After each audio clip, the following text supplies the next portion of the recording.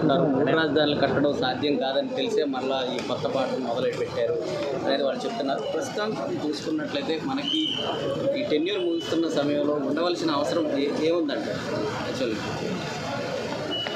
ఈ టెన్యూర్ ముగిసినా వచ్చేది మళ్ళీ మా ప్రభుత్వం.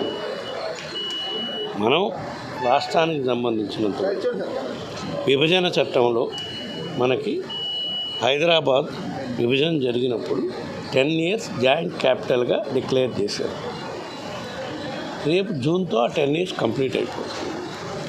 పాత గవర్నమెంట్లో రాజధాని నిర్మాణం చేయడం జరిగిందా? జరగల.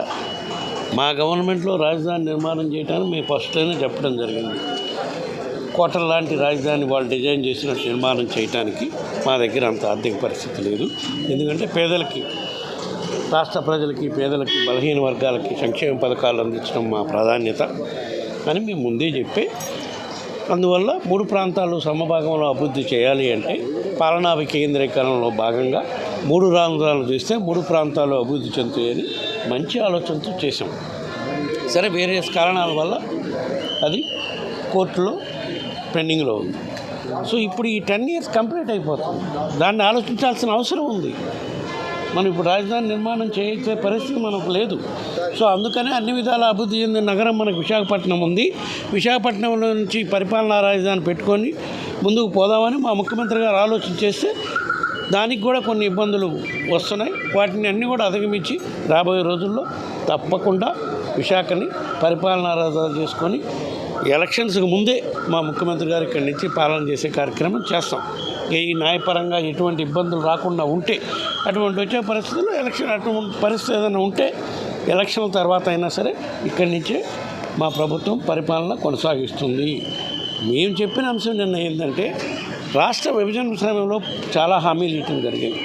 ఆ హామీల విషయంలో కానివ్వండి, ఇంకా రాబోయే రోజుల్లో జరగబోయే అభివృద్ధి కార్యక్రమాల కోసమైనా కానివ్వండి, లోక్సభలో కానివ్వండి, రాజ్యసభలో కానివ్వండి, మా పార్టీ అధ్యక్షుడు ముఖ్యమంత్రి జగన్మోహన్ రెడ్డి గారు ఇచ్చే ఆదేశాల ప్రకారం అన్నిటి మీద పోరాటం చేస్తాము.